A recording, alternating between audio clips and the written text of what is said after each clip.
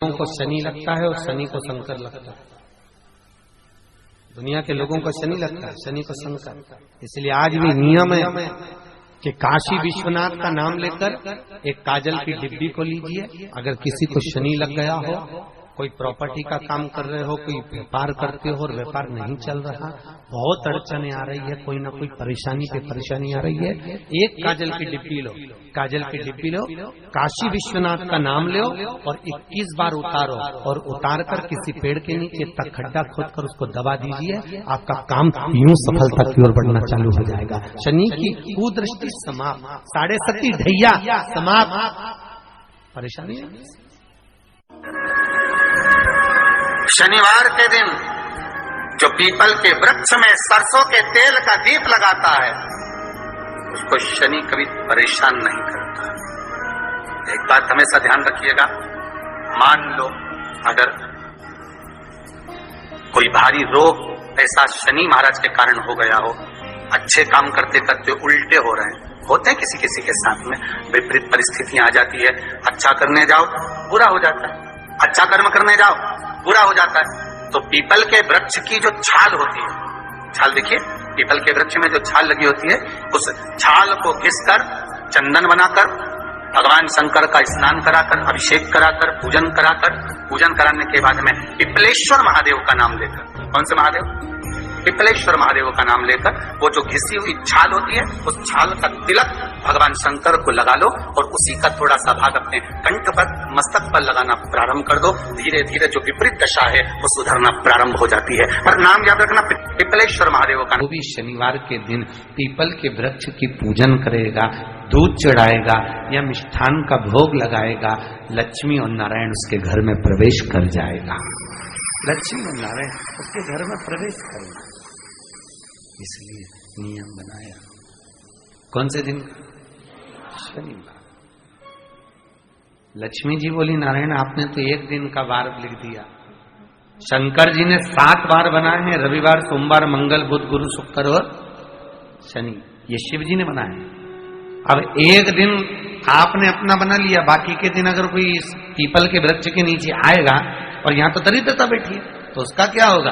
भगवान नारायण बोले, सुन दरिद्रता, तेरे से एक विनती है, अगर कोई भी मनुष्य इस पीपल के पेड़ के नीचे अगर 7 दिन में आता है और उसके हाथ में अगर कोई सामग्री होती है तो तू उसके घर में प्रवेश नहीं करेगी। नियम है पीपल के वृक्ष का, या तो पानी का लोटा लेकर जाओ, कुंकू का चोपड़ा लेकर जाओ, शक्कर लेकर जाओ, या पेड़ के नीचे चींटी को डालने के लिए आटा ले जाओ, पर खाली हाथ पीपल के वृक्ष के नीचे कभी मत जाओ, कभी नहीं जाओ।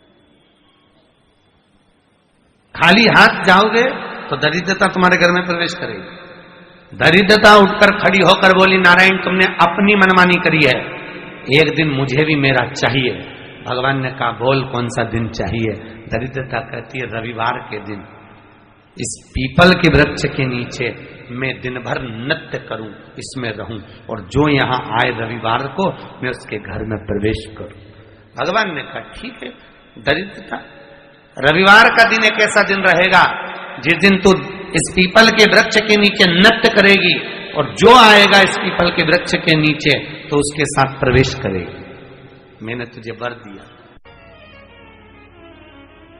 विशेष जब कामना रहती है, विशेष कामना,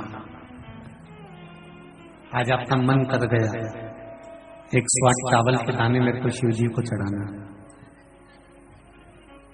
108 चावल के दाने मुझे शंकर भगवान को चढ़ाना। विशेष आज आपके मन में कोई मनोरथ बड़ा है, कोई कामना बड़ी है और बाबा से आपने विनती करी कि मेरा ये कार्य अटक रहा है, आप पूरा करोगे, मुझे विश्वास है।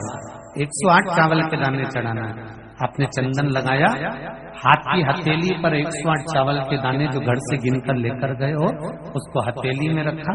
एक एक चावल का दाना नहीं चढ़ाया, हथेली में रखकर जो विशेष कामना, जैसे किसी कर्मकांडी ब्राह्मण से पूछा जाए, पूजन होने के बाद में विशेष अर्घ दिया जाता है, विशेष अर्घ।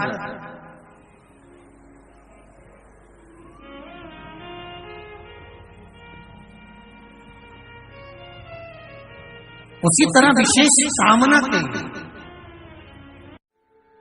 स्कंद पुराण कहती है, जिस व्यक्ति पर कर्जा बहुत ज्यादा मात्रा में हो जाता है और कर्जा चूकता नहीं है, आप बहुत प्रयास कर लिए, करोड़ों रुपए का कर्जा हो गया, यहां से लिया वहां दिया, वहां से उठाया वहां दिया, वहां से उठाया वहां दिया, तो निवेदन है कभी मौका लगे कर्जा मुक्ति के लिए सारे वृक्षों में अगर कोई श्रेष्ठ वृक्ष माना गया है तो वो बट का वृक्ष माना गया महाराज। इसलिए प्रशासनिक कार्य के लिए, मानसिक टेंशन में, परेशानियों में बटकेश्वर महादेव का स्मरण किया जाता है।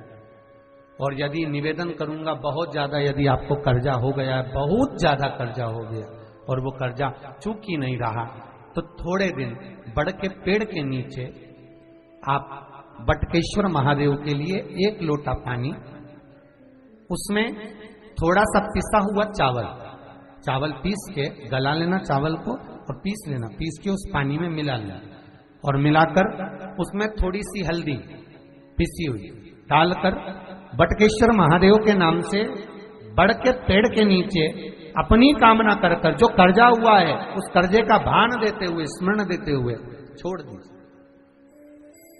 महाराज 2 या 3 सोमवार एक ही जगह पर करना, 3 सोमवार बाद वहीं से बड़ के पेड़ की थोड़ी सी जड़ उठा लाना और उस जड़ को एक कोई धागे में बांधकर या तो अपनी गले में डाल लो या अपनी जेब में पटक लो, उसको थोड़े दिन पटक कर रखना, लगभग 2 से 3 महीना पटक कर रखो।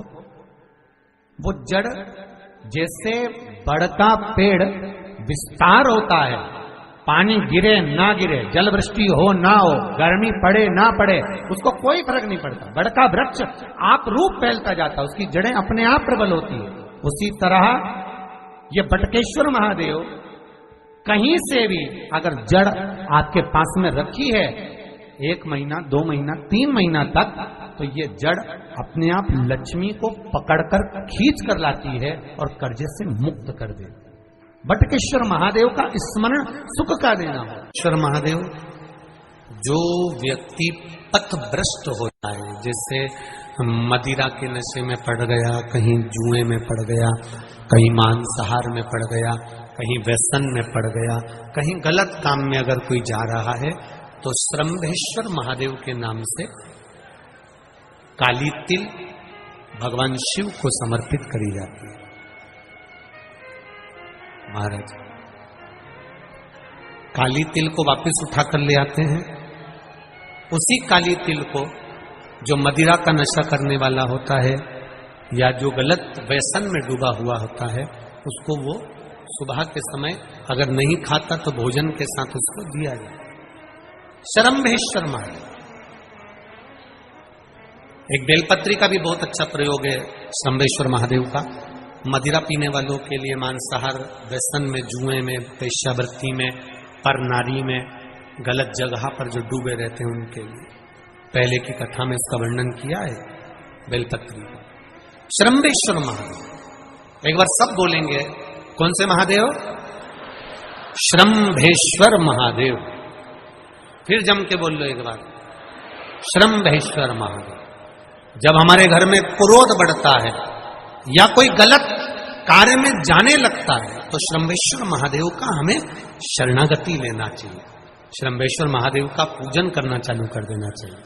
कई लोग कहते हैं महाराज जी ये श्रम्भेश्वर महादेव का मंदिर कहाँ मिलेगा, हम कहाँ पूजन करने जाए? कहीं नहीं जाना, तुम्हारे घर के पास में जो शंकर जी का मंदिर है वहीं जाओ, उसी देवालय में, उसी मंदिर में जाओ, श्रम्भेश्वर महादेव के नाम से जल चढ़ाना प्रारंभ करेंगे। वो जल जो गलत संगत में पड़ा हुआ है उसका आचमन कराना प्रारंभ करेंगे।